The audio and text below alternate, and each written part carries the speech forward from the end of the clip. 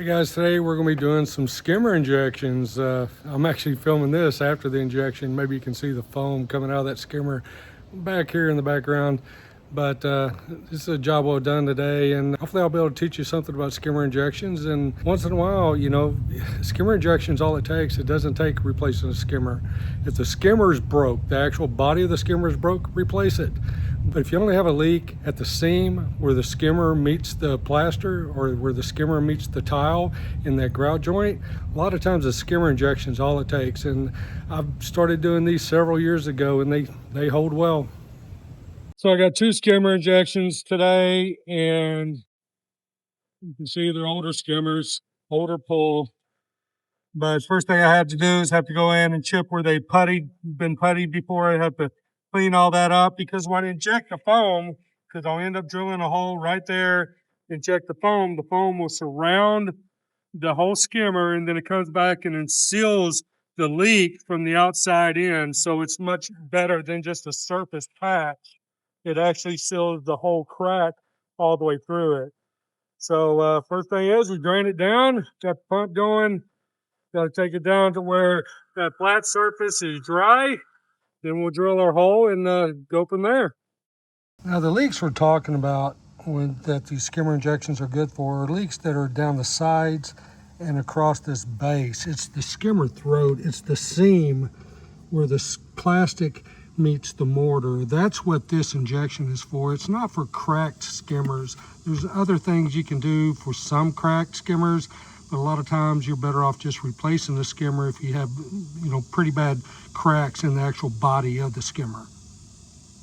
Now we're going to drill this flat part right there. That's where we're going to inject the foam. These skimmers have wide voids or large voids underneath, and so we're going to fill those voids, and then it will find the cracks and come back up through it. I'm going to be mounting a port over the hole that I drilled, so I clean up that area really well. I've got to make sure it's very dry. You can't have any water there, because the epoxy that holds that port in place is very important. That can quickly become a problem if that port blows off while you're pumping the foam into and around the skimmer.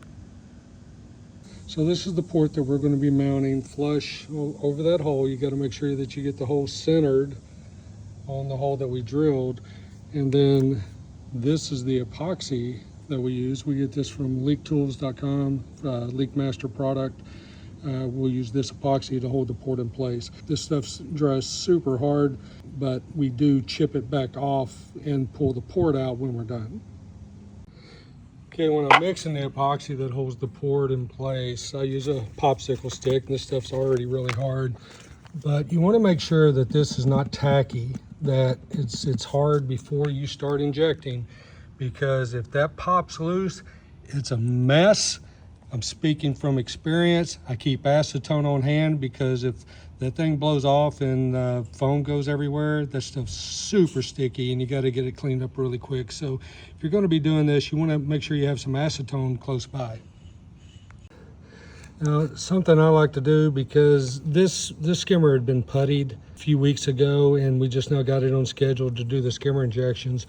So we're dry around here. So I'd take a squirt bottle, and then I'll squirt some water down through the port to make sure I have some water down there, because that foam reacts with water when it gets in touch with it. And that's what makes it, or I believe that's what makes it expand really well, because when it gets wet, it goes crazy. And when I put the hose, this hose that's going to connect to the foam tube, it kind of pops down in here, and you got to push it down till you feel it pop, and that means it got past the point where it's going to hold. And now I just got to hook up my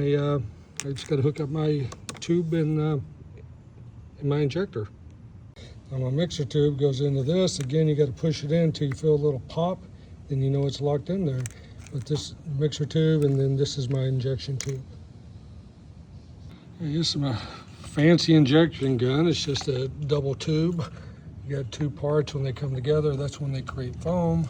It goes into my mixing tube, goes into the injection tube, and then into the port, which is anchored with that epoxy. Start injecting. Don't inject too fast. You just want it to get it in there and mix it. Occasionally you can splash water back up in the skimmer throat once you start injecting, so it finds little holes and gets down there. Maybe adds a little extra water into the void to help the foam react. And don't go too fast. Okay, my first tube is finished. Not getting any reaction. I know this skimmer was leaking. I'm the one that dye tested it. I'm not getting any reaction. So sometimes we have to do a second tube. These tubes are expensive, so we try not to if we don't have to. But if I'm not getting any foam coming up yet, I'll do a second tube. Okay, I'm starting to get a little bit of foam coming up there in the corner.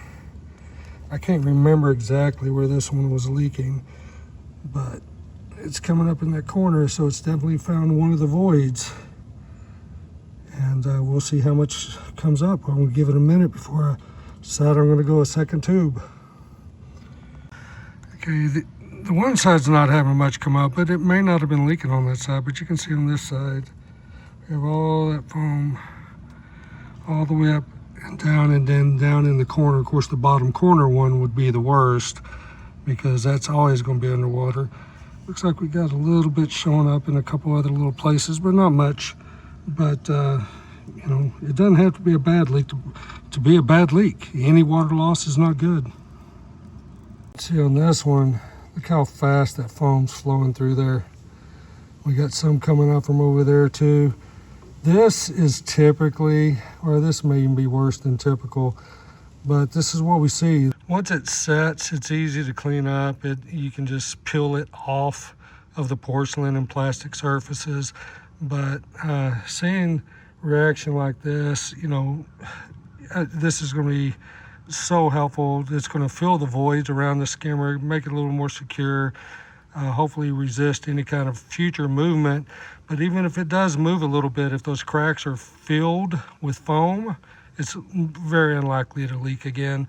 I've done a few hundred of these by now, and I've had to go back to a few, but those were typically where there was severe movement on the property and the pool moved a lot and opened things back up. And those typically end up being reset skimmers, because once they're injected, you cannot inject them again.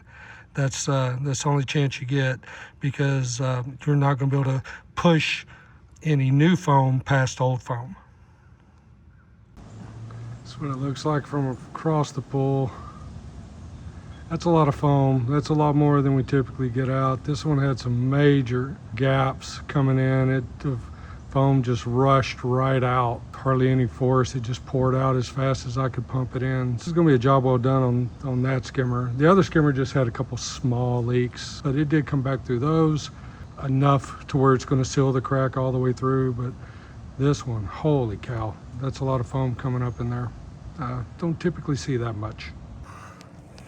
All right, so this is the foam after it's set up. You can see how I can just peel it out. So I'll just cut it up, pull it out of there, and clean it up, and then I will re-putty along the edge just to make it pretty. And the skimmer's done. Skimmer injection worked fantastic.